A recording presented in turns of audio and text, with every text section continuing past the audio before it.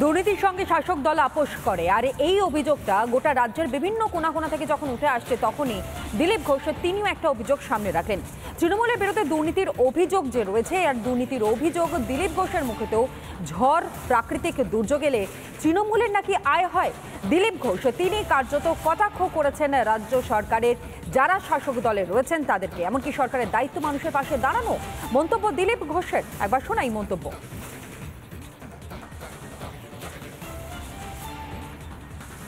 BJP ঝড় করেছে নাকি? ঝড় হলেই টিএমসির একদম পোয়া বার, যা মাল আসবে ছেড়ে ফাঁক করে দেবে।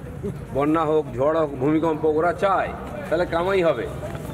সরকারে যারা আছে তাদের দায়িত্ব ওখানকার যারা ক্ষতিগ্রস্ত মানুষ তাদের কাছে দাঁড়িয়ে তাদেরকে মনোবল বাড়ানো, ক্ষতিপূরণ দিয়ে তাদেরকে আবার নিজের জীবনে ফিরে নিয়ে আসা। আমরা বিরোধী দল পার্টি আছি, আমরাও লোকের সঙ্গে আছি, কিন্তু কথায় কথায় মমতা ব্যানার্জি এত টাকার ফিরিস্তি, তত টাকার ফিরিস্তি, এত টাকা ক্ষতি হয়ে গেছে এইসব বলতে থাকেন, কিন্তু মানুষের কাছে কিছু পৌঁছয় না। আয়লার ঝড় হলো, আমফানের ঝড় হলো, টাকা এলো কেন্দ্র থেকে, কার অ্যাকাউন্টে গেল? টিএমসির কর্মীদের অ্যাকাউন্টে। প্রধান, উপপ্রধান, তার বউ, তার শালা, ভাগ্নে তাদের চলে গেল। যার বাড়ি ভেঙেছে তারা কিছু পেল না। এবার যেন তা না হয়, এই ঝড়কে কেন্দ্র করে কামাতে শুরু করলো টিএমসি, এরম যেন না হয়। রাজ্য পুলিশের করা 13টি এফআইআর কে হাতিয়ার ইডির। রাজ্য পুলিশের করা 13টি এফআইআর কে এবার হাতিয়ার করছে ইডি। ইসিআইআর এর ভিত্তিতে ইডি হেফাজতে শেখ শাহজাহান। 13টি এফআইআর এর মধ্যে 2024 সালের 9টি 2024-এ নথিভুক্ত মামলার মধ্যে রয়েছে জমি দখল থেকে শুরু করে গণধর্ষণের মামলাও। 13টি এফআইআর এর মধ্যে একটি রেখার অভিযোগের ভিত্তিতে, অর্থাৎ রাজ্য পুলিশের করা 13টি এফআইআর, যেই এফআইআরগুলো এই মুহূর্তে ইডির কাছে অত্যন্ত গুরুত্বপূর্ণ নথি হয়ে দাঁড়াচ্ছে, হাতিয়ার করছে এই মুহূর্তে ইডি সেই সকল এফআইআরগুলিকে। আরও বিস্তারিত বিষয় আমাদের জানাবে অর্ণব, আমাদের প্রতিনিধি এই মুহূর্তে আমাদের সঙ্গে রয়েছে। অর্ণব, একবারে দেখো, তোমায় একাধিক এফআইআর হয়েছিল এবং সেই এফআইআর গুলোকেও কিন্তু এবার ধরা হচ্ছে ইসিআইআর এর মধ্যে। এবং সন্দেশখালীতে যে ঘটনা ঘটেছিল, যে গণরোষ হয়েছিল, সেই গণরোষের পরবর্তী ক্ষেত্রে যে ঘটনা ঘটে, সেখানে প্রায় বেশ কয়েকটি এফআইআর দায়ের হয়। তার মধ্যে 9খানা এফআইআর, 13খানা এফআইআর এর মধ্যে 9খানা এফআইআর কিন্তু 2024 সালে দায়ের হয়েছিল। এবং সেই 9খানা এফআইআর এবং রেখা পাত্র যে অভিযোগ করেছিলেন সেই সমস্ত এফআইআর কে কিন্তু খতিয়ে দেখা হচ্ছে।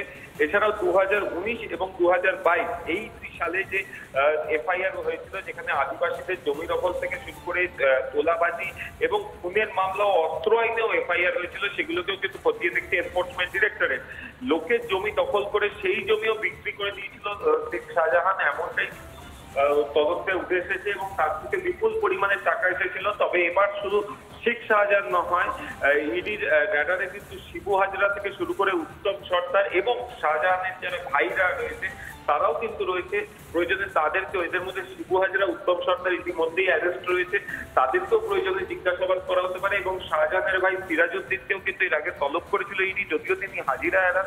তো সেই জায়গা থেকে দাঁড়িয়ে ইতিমধ্যেই কিন্তু সিবিআই এর হাতেও শাহজাহানের এক ভাই গ্রেফতার হয়েছে।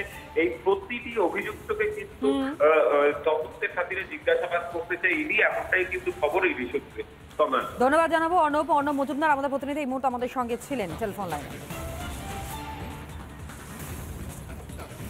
সন্দেশখালীর মহিলারা বারংবার বলছেন শেখ শাহজাহান জমি দখল করেছে, মিথ্যে বলছে 100%। তাহলে আপনার বিরুদ্ধে যে অভিযোগ আপনি নস্যাৎ করছেন, সমস্তটাই ষড়যন্ত্র চলছে, পুরো রাজনৈতিক ষড়যন্ত্র। কারা করছে কি মনে হয়? শাহজাহান বলুন, শাহজাহান বলুন, আপনি বলছেন মিথ্যে, কারা করছে? ষড়যন্ত্র রয়েছে।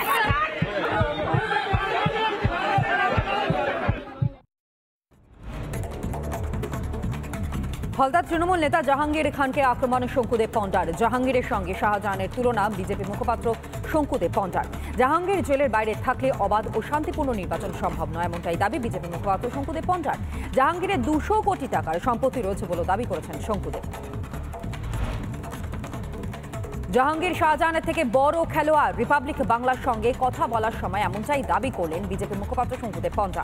জাহাঙ্গীর একাধিক বেআইনি কাজের সঙ্গে যুক্ত বলেও দাবি করেন শঙ্কুদেব। জাহাঙ্গীরের মাথায় অভিষেক বন্দ্যোপাধ্যায়ের হাত রয়েছে বলেও দাবি করেন শঙ্কুদেব। জাহাঙ্গীর কুখ্যাত দুষ্কৃতী, একথা কারো অজানা নয়। ভোটে না জয়ী না হয়েই অর্থাৎ জেলা পরিষদের কর্মাধ্যক্ষ হয়েছিলেন জাহাঙ্গীর। রিপাবলিক বাংলাকে ফোনে প্রতিক্রিয়া সিপিএম নেতা শতরূপ ঘোষের। এত সম্পত্তি থাকার পরও জাহাঙ্গীরের বাড়িতে কেন হানা দেয়নি আয়কর দপ্তর বা ইডি? প্রশ্ন শতরূপের।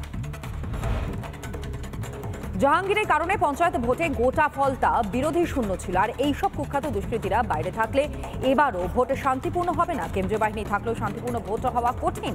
রিপাবলিক বাংলাকে বললেন আইএসএফ বিধায়ক নওশাদ সিদ্দিকী।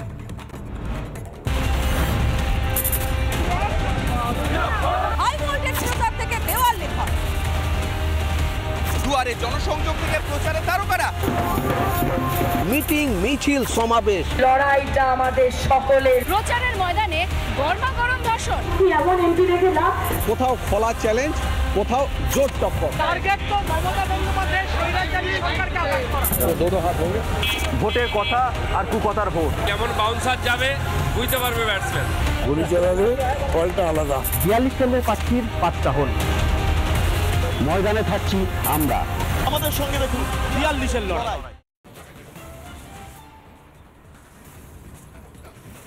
তৃণমূলের পায়ের তলার মাটি নেই, তাই বারবার উদয়ন গুহরা হিংস্র হয়ে উঠছে। শীতলকুচিতে ভোট প্রচারে ফাঁকে চলতে চলতে এভাবেই তৃণমূলের বিরুদ্ধে তোপ দাগলেন কোচবিহারে বিজেপি প্রার্থী নিশীথ প্রামাণিক। নিশীথ প্রামাণিক কি বলেছেন চলতে চলতে হাঁটতে হাঁটতে একবার দেখাই। একবার যে এই বারবার দেখা যাচ্ছে যে যে সামগ্রিকভাবে যে ঘটনা ঘটছে সেটা নিয়ে বারবার আপনার সঙ্গে উদয়ন গুহের একটা সংঘাত, কিভাবে দেখছেন? দেখুন, প্রশ্নটা হচ্ছে উদয়ন গুহই কেন বারবার, আর অন্য কেউ কেন নয়। একটা বিষয় আপনাদের সামনে ক্লিয়ার করতে চাই, যে দুটো ইনসিডেন্ট ঘটেছে দুটো ইনসিডেন্টেই আমরা ইলেকশন কমিশনের কাছে পারমিশন নিয়ে আমাদের পূর্ব নির্ধারিত কার্যক্রম করছিলাম এবং উদয়ন গুহ তার দলবল নিয়ে সেখানে এসে উপস্থিত হয়। এমন কিন্তু কোনো প্রোগ্রাম ছিল না যেখানে উদয়ন গুহর প্রোগ্রাম ছিল আর আমরা গিয়েছি। স্বাভাবিকভাবেই এর থেকে বোঝা যাচ্ছে বারবার উদয়ন গুহ পায়ে পাড়া দিয়ে ঝগড়া করবার চেষ্টা করছে এবং সবচাইতে বড় কথা, এতে কিন্তু তৃণমূল কংগ্রেসের মাথায় হেড হচ্ছে বারবার। তার মানে অনেক রাজনৈতিক মহল প্রশ্ন করছে যে উদয়ন গুহ কি তাহলে নিজের প্রার্থীকে হারাতে চাইছে? এইসব ঘটনা করে আসলে তো তৃণমূল কংগ্রেসের ভোট ব্যাংক কমছে। এত উদ্ধতপনা, ৭৪ বছর বয়সের একজন লোক, এত উদ্ধতপনা, এত হিংস্রতা, নিজেদের যে সাংগঠনিক শক্তি সেটা একেবারে কুচবিহারে কমে যাওয়াতে তাদের দাঁত নখ বেরিয়ে আসছে, আক্রমণাত্মক হয়ে উঠছে। এই মুহূর্তে শীতলকুচি একটা সংবাদ শিরোনামে গত বিধানসভা থেকে, শীতলকুচিতে এবারে নির্বাচন এবং সামগ্রিকভাবে মানুষের কতটা সাড়া মিলছে?